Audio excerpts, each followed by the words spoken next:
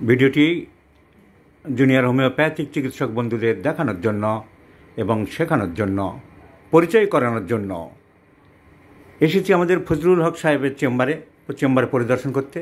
অসংখ্য রোগী এবং অত্যন্ত নামকরা চিকিৎসক, আগে বুঝতে পারিনি। দুপুরে 1টা থেকে রোগীর চাপ সমানে এখনও 20-25 জন অপেক্ষা করছে। আমার দেখে খুব ভালো লাগলো ফজলুল হক সাহেবের চেম্বার।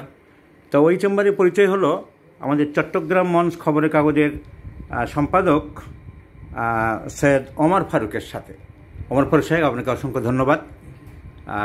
তো ওমর ফারুক সাহেবের আমাদের কলেজের কি কলেজের নাম যেন, ডাক্তার জাকির হোসেন হোমিওপ্যাথি কলেজের প্রাক্তন অধ্যক্ষ ডক্টর রতন কুমার নাথ, ওনার সাথে পরিচয় হলো।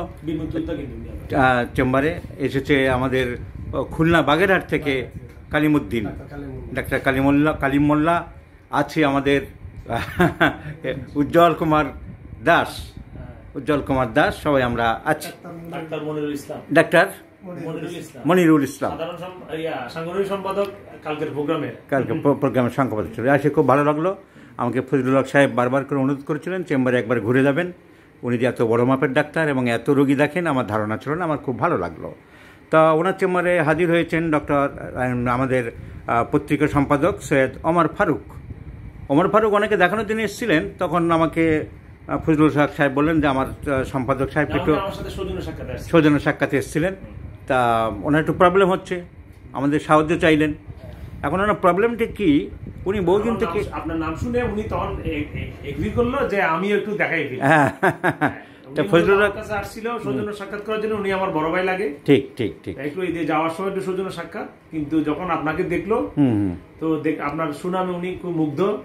তো বললো যে এই সুযোগটা আমিও হাতছাড়া কেন করবো। ঠিক কিছু সমস্যা আছে, আমরা যদি আমাদের সাহেবকে যদি আমরা একটু সুস্থ রাখতে পারি হোমিওপ্যাথিক ওষুধে, সেটা আমাদেরও আনন্দ।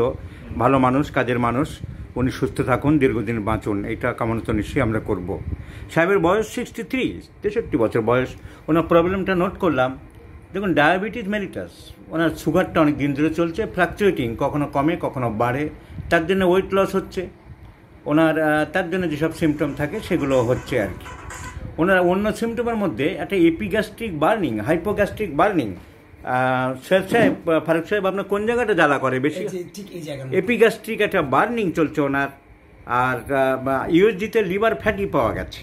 হি has been suffering from fatty liver. ওনার একটা চর্মরোগ হয়েছিল, মলম দিয়ে সারানো হয়েছে। ওনার স্টুল ইরেগুলার ছিল, ইদানিং একটু বেন্টেল খেয়ে রেগুলার হচ্ছে। ওনার খিদে বেশি, এবং খিদে লাগলে উনি সহ্য করতে পারেন না, দুর্বলতা বোধ করেন, এটা আপনি বলেছেন। খাবার দাবারের মধ্যে একটু মিষ্টি ভালোবাসেন। মিষ্টি খাওয়া যদি বারণ এখন, সেটা আপনাকে সংযমী হতে হচ্ছে রোগের কারণে, বাট ইউ প্রেফার দ্যাট। আর খাবার দাবার একটু গরম ভালোবাসেন। তো কী ওষুধ আসে, ওনার জন্য একটা ওষুধ ঠিক করতে হবে। তাহলে এপিগ্যাস্ট্রিক বার্নিং আমরা যদি কেন্টের রেপার্টরি দেখি, আমার ওষুধ সিলেকশন হয়ে গেছে। আমার মেডিসিন ইজ লাইকোপোডিয়াম আমি এবারে দেখিয়ে দিচ্ছি। দেখো, এখানে সাহেবের টেবিলে রেপার্টরি ছিল। Repertory pain hypochondria, lycopodium is in the first grade. Number 2, pain burning, abdomen pain burning, there is also lycopodium. মিষ্টি খেতে ভালোবাসে লাইকোপোডিয়াম সবারই জানা। খাবার দাবার গরম খেতে ভালোবাসে সবারই জানা। হাঙ্গার বেশি, খিদে বেশি আমরা দেখব। আমার জানা আছে, আমি শুধু দেখানোর জন্য সবাইকে দেখাচ্ছি যে আমরা দেখব অ্যাপেটাইট ইনক্রিজড, খিদে বেশি, lycopodium is in the first grade. তাহলে ওনার ক্ষুধা বেশি, লাইকোপোডিয়াম। উনি মিষ্টি খেতে ভালোবাসেন, লাইকোপোডিয়াম। উনি খাবার দাবার গরম খেতে ভালোবাসেন, লাইকোপোডিয়াম। ওনার epigastric hypochondriac region, burning, pain, lycopodium. আর liver, lycopodium is a medicine for liver. আমরা যদি ফিয়ার্স অফ অ্যাকশন ধরি, লাইকোপোডিয়াম, পডোফাইলাম, নাকটামসার, ব্লায়োনিয়া, নাক্সবম, এসব ওষুধগুলো লিভারের উপরে কাজ করে। সো মেডিসিনটা প্যাথোলজি কভার করছে, শরীরের স্ট্রাকচার কভার করছে, ডিজায়ার কভার করছে।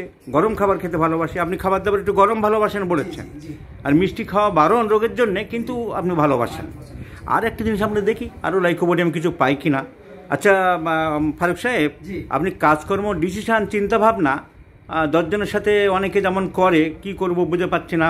আপনি ওয়াইফের সাথে আলোচনা করলেন, ছেলের সাথে আলোচনা করলেন, ফজলুল হক সাহেবের সাথে একটু আলোচনা করলেন, সেই রকম করেন না। নিজে যেটা ভালো বোঝেন, that is final, that is final.